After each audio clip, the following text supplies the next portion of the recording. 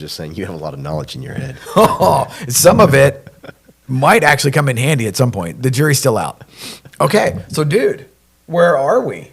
We are in Studio West, USA Studio West. Yes. Studio USA West. Yeah, there you go. I'm going to get it On right. brand. We are On at brand. Studio USA West, not East. We are over here in Colleyville near Westlake. This is a badass studio, dude. Told you, dude. What I say yesterday? I was Yeah. like, dude, you're going to be fired up. The Guild Mortgage building is amazing. Shout out to Jefferson, Brooke, Todd, Angie, everybody here. Yeah. And we've already got 2 events booked here for next month. Woo! I'm more fired up at the fact that I didn't have to get on a highway and go 70 miles an hour to get here. Really, Yeah, I mean, the top speed was maybe 55, and I got here in less time. bro? I live in Argyle. Oh, okay, yeah. This is like a home Nice, game then. This is like a home game. It's home game, yeah. Yeah, there you go. Yeah, all we're right. at my house. Yeah, this is like a home game. Yeah, for me, I get in the robot car and it brings me here.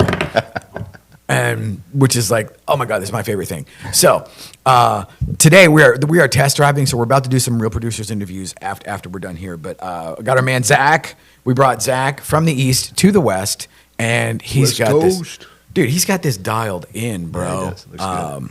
Wow, we got the mood lighting. We brought all, and I've ordered more shit that'll come over the weekend. So next Wednesday it'll even be more dialed in and crazy tight. However, you guys were at Studio East yesterday. Yes. And after the post game show, basically, Yeah.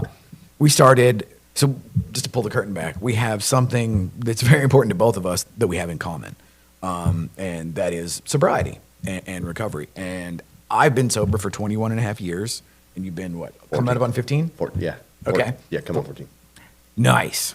And so what I didn't know was, other than the fact that you were sober, and I didn't think that you were in the universe of the standard 12. It's like I'm trying to tread lightly on the traditions or whatever. I'll preface it. We're like, I am in no way, shape, or form a spokesperson for any type of recovery or program or 12 steps or anything of that nature. Often I'm here to show you how not to do it. Yeah. However, I do belong to a certain fellowship that will remain anonymous. But that's not your story. Yeah. And what I didn't know was that you have an overabundance of knowledge of, because you had, well, I'll let you tell it, Yeah. the connections. Yeah. So it started with my Meemaw. She was part of that unnamed anonymous program. Yes, the anonymous program. And I wasn't real close to my Meemaw. She was on my dad's side of the family. And so I knew she was part of it, and she let everybody know she was part of it. And then, so I knew I had a problem in my early 20s. And so I just started reading stuff. And so I've actually read the big book. I've actually read, not. It's just a big book. It's like, it's just I a don't big know, book. it's about, It's the you know. Bible. And I know the steps, and I've paid attention to them. And I'm luckily I'm raised by a mother who's a psychologist who also has. taught me. That's an interesting wrinkle for a Yeah. completely different set of shows. So I know of it and about it, and I'll just skip forward to my father. When I was 20 years old, on Christmas Day, I took my father to rehab. He wanted to kill himself. Had he had a gun, he would have. He stayed up all night screaming, yelling. Christmas Day, by the way, Christmas Eve, Christmas Day. And I told you yesterday, I had a girl with me that I was dating at the time. That was really fun for her, I bet. Yeah, that'll leave a mark. Yeah, we're no longer together. And so that left a mark. Shockingly. Yeah. And so, I take him to rehab, and Meemaw from Atlanta, Georgia, set everything up, and she flew down. And this is Houston? We were in Dallas. Oh, you're in Dallas. Okay. Yeah. I'm And just out of curiosity, which rehab did you take him to? Do you remember? it was a Landry facility right in downtown, Tom Landry facility. Oh, of some okay. sort, yeah. Oh, wow. All right. I can't remember the name of it. So that had to have a faith-based wrinkle, no? Yeah, oh, for sure. Okay. Yeah, for sure. Yeah. So I take him there, and Meemaw comes in. I'm kind of excited. Meemaw's coming in because she knows more of this stuff. Oh, you know. yeah. I'm Kind of only handoff. Yeah, I'm only 20. I don't know what I'm doing, and I'm crying. And she just really kind of said something to me that just for very immature reasons, I held on to it for too long. And she said to me, "Hey, you're not crying. You know, you're crying because you lost your drinking buddy, and you need to quit drinking right now." And she just kind of just hit me hard. You know. Ouch. Yeah. And And so usually when it stings like that, there's some truth to it or whatever, but it's Yeah. like, it's not a truth that I really want to look at right now. yeah, especially when I just took my father to the Yeah. hospital and he wanted to die. So yeah, that's how it kind of started, you know, and I had this resentment towards her, a lot of anger towards her. You know, growing up, that was very immature for me on many levels. I would say it's very on brand for a 20-year-old alcoholic. True, yeah. Yeah, I don't think at 20 I knew I was an alcoholic. Oh, no. I was still in much denial. I was certain I was going to beat it. Oh, of course. Yeah. I mean, I I'm not a quitter. I'm not going to quit her.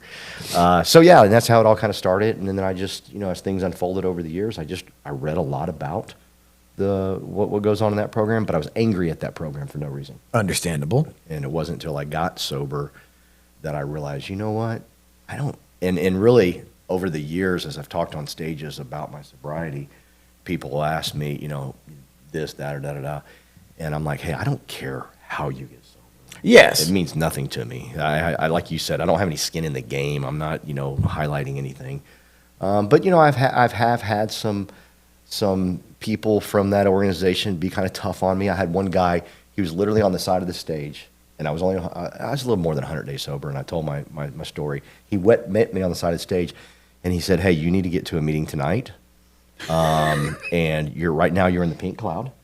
And so he's saying things that he thinks I don't know. Right. And I put my hand on his shoulder and I said, hey, I know about what you're saying. I know the pink cloud. I'm very aware of the pink cloud. He later came back 2 years later in tears and said, I'm so sorry. I can't believe I did that to you. And he goes, I'm loving watching your success. And I Right said, on. And I said, dude, it doesn't matter how he gets sober. Right. And okay, so for the uninitiated out there, the pink cloud is the easiest way to describe it is if you have jacked your shit up to the level of you need recovery or sobriety, and you stop drinking or whatever whatever the soup du jour is that is your favorite. Addition by subtraction, your life will incredibly be transformed, and you will have this revelatory thing where like, oh my God, you know, because you're not actively burning your life down. Yeah. There's this energy and like this, everybody needs to do this. Yeah. And the pink cloud is about that 3-month window where people figure out that, I don't have to actively kill myself on a daily basis, you know? And it usually gives this sort of like false sense of security, this euphoria, this whole thing of like, oh, if I'd only known this before. Yeah. And it's dangerous. Yeah. And so people that say shit like that, they mean it from, I would say they mean it from a couple of different places. One is their ego telling, oh, like this guy doesn't know, you know, and I'm as guilty as that as the next guy. And the truth is, I totally had that where like, because I thought like, okay, he's church sober or whatever, which again, I have to preface and say, that's fine. But I had the church version of your story, where I was raised in all of that, where it was like church on Sunday, church on Wednesday, and if you didn't do that, then you couldn't go whatever. And so I immediately pushed back. And then ironically or coincidentally, the state of Texas introduced me to AA when I was 20. So I actually got a DWI before I was old enough to buy beer. Okay. And so the state of Texas back then in the 80s, it was like this thing where you had Mothers Against Drunk Driving or whatever. And so they had this sort of formula where you do X, Y, and Z, and you get caught or you get busted, and then you do X, Y, and Z to be on probation and get out of it. And one of them, I think it was something like, 3 meetings a week or something like that. And you got to get your paper signed. And so I ended up not too far from here. So we're in Colleyville. I ended up in Bedford Euless area and the Mid-Cities group of AA, which is that, man, in the late 80s, that place was something. And I went, got my paper signed, and I didn't drink for 14 months. I spent my 21st birthday in an AA meeting, which is like, like 0 out of 10, do not recommend. But that was my story. But for the longest time, my whole thing was I get sober when I get in trouble. Yeah. So I was a chronic relapser for 16 years. Yeah. Because the thing was get sober, get in trouble, or no, get sober, get out of trouble, get in trouble, get sober, and just lather, rinse, repeat.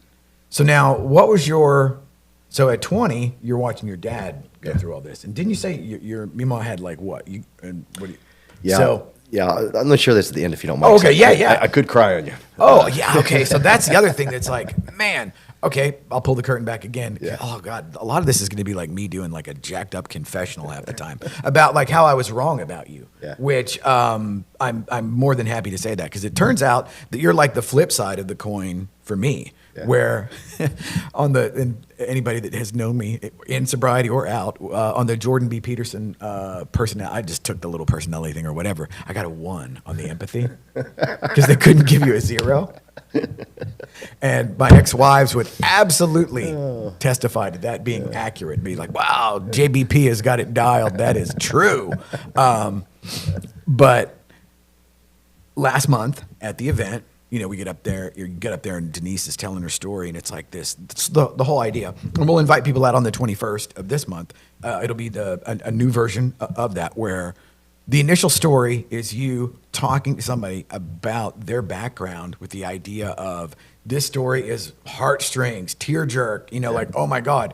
And the mechanism being that story is to have everybody in the audience realize, oh, if I don't get up on stage and talk after this person just literally bared their soul, Right. I am weak sauce, man. I am just not, you know. And so the thing was, like, that part you nailed. It was like so good. And then we were going to do the assembly line version, and you just couldn't. I can't pull back. Yeah, you couldn't downshift. It was like, it's so like, I'm what? on the other end of the spectrum of the empathy. Yes, exactly. Where like, I'm like, oh my God, dude. Cause like, you know, for me, I would be polite or whatever, but it'd be like, oh my God, thank you for sharing. That was amazing. Next, you know, and all of that is true. Yeah. You know, two things can be true at the same time.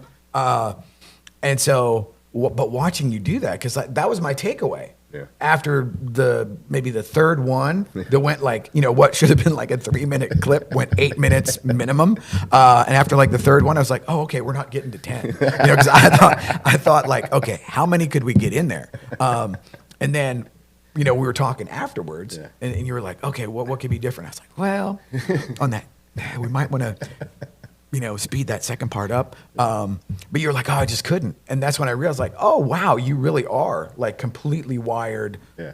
in the opposite direction of me. Yeah. And so, like, now you said yesterday something about your mom Yeah. being the catalyst for that. Yeah. And so what does that look like growing up? Mom's a psychologist. Mom definitely got my empathy from her. She's That's like professional, great empathy. yeah. It was tough when you're young, like when you're 16, 17, and your mother keeps asking, "How do you feel?" Shit, I don't know. 2 seconds ago, I felt like this. Now I feel like this, and now I'm horny. So I couldn't. That's just sort of like the baseline underneath that runs. Like 17 years old. What the hell? Bro. So, you know, that was, but looking back, I was so blessed that I had her. You know, she would tell, you know, because we would ask my mom stories or ask questions like, you know, why did dad leave? Why does he go here? Why does he do that? He moved 11 times in 10 years in different states, not down the road. Okay, wow, all right. Yeah, yeah. I was gonna say I was no stranger to the 6-month lease being, well, that's about that's the ceiling for this No, place. he moved around. And we would ask mom, like, hey, why does he move? She goes, well, he's running. And I said, what's he running from? She goes, he's running away, but the problem is he keeps showing up. And I just remember her saying cool things like that. Like she said, I never saw a man trip over a mountain. They always trip over a pebble. And so being raised like that was just such a blessing.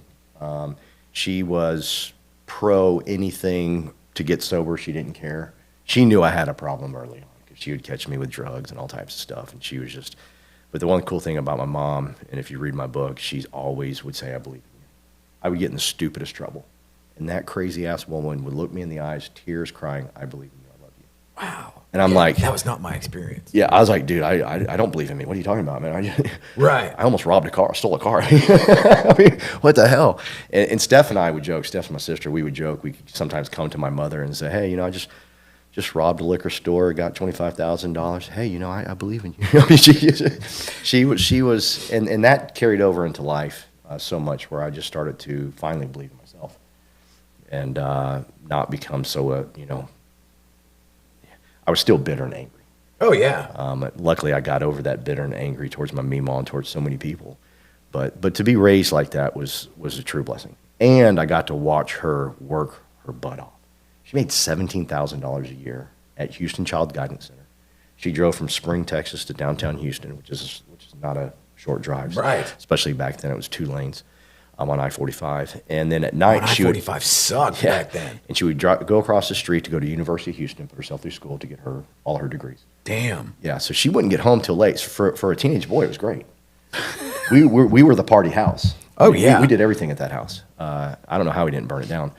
And but Wasn't for lack of trying. you know, but it was definitely not for lack of trying. But just to be raised by that and to be open. And her father, my grandfather, is my hero in life. He was the only male role model in my life that never let me down. All the men did, and so I had a good upbringing in terms of that.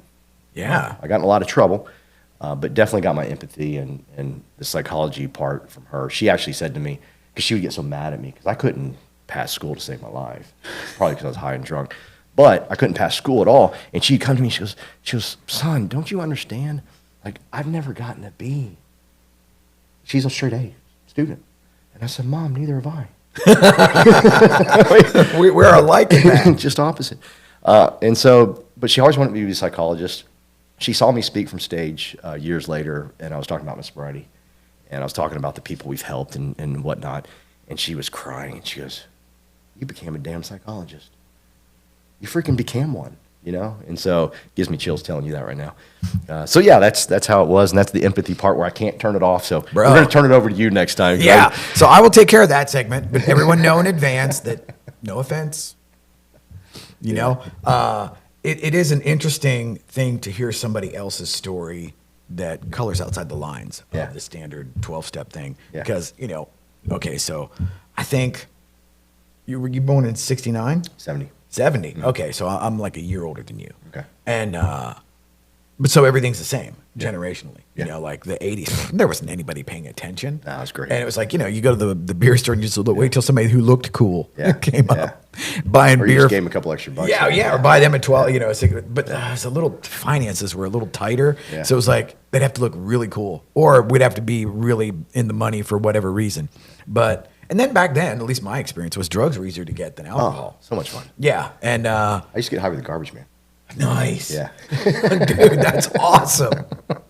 Well, and I always had the benefit of my friends had older brothers. Yeah. I didn't, but they did. Yeah. And so there would always be like the trickle down economics of the older brothers. It's like, well, the oldest brother, if he's home, he's 23. Yeah.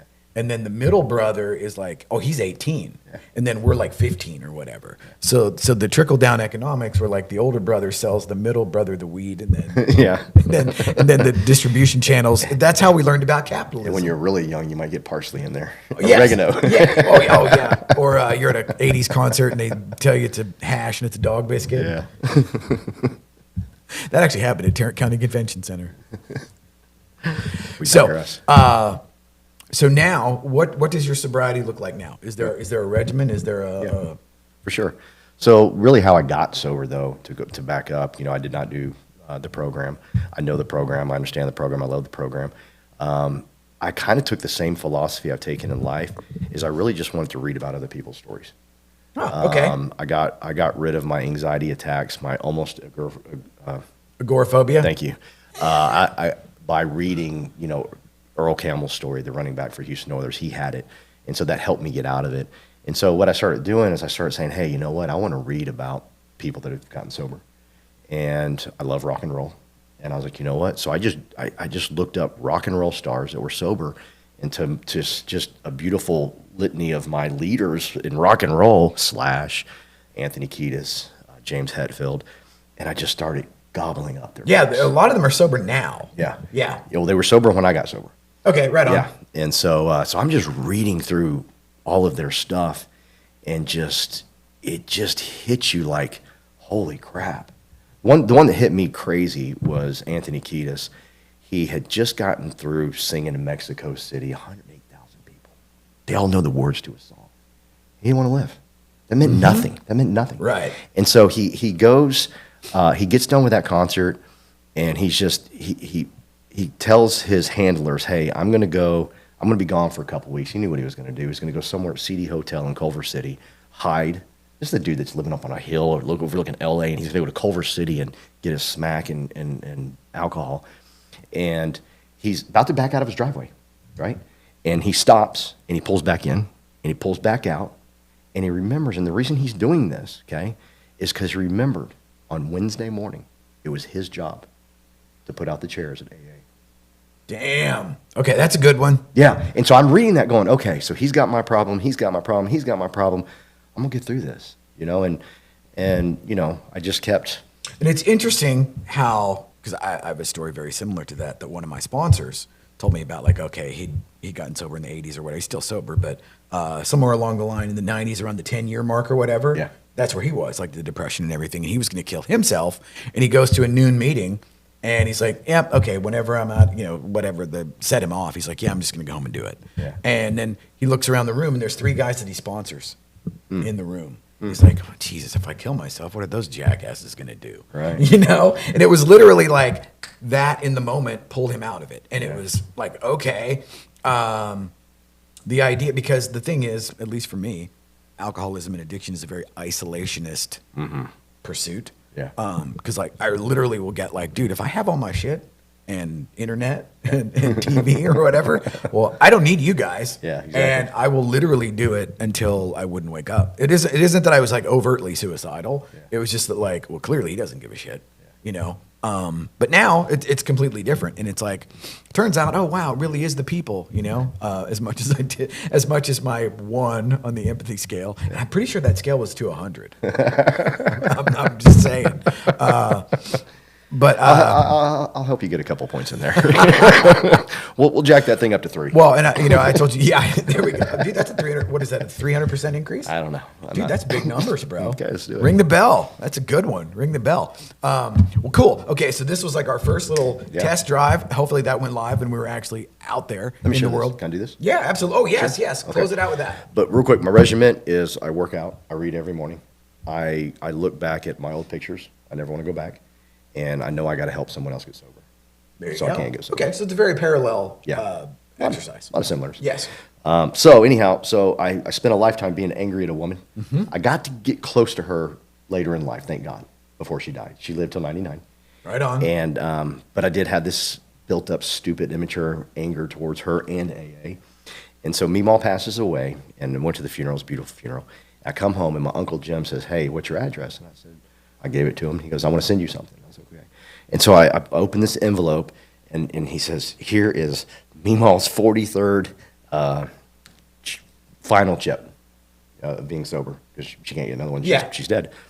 And I start bawling, because I'm like, because she had a crazy good sense of humor. Right on. And I know she's up there Most- yeah, laughing. most do. She's laughing at me right now, just going, "Yeah, you were against this, but now you're crying about it, And I was, and just tons of tears. So this is her 43rd chip. Dude, that's badass. Yeah, and it sits in my office, in my studio, on my panel where all my trophies are for running marathons. And so, yeah, just talk about a full circle and Meemaw saying, "Hey, I got you." Dude, I love it. Yeah, good stuff. Right on, man. bro. Thank you, brother.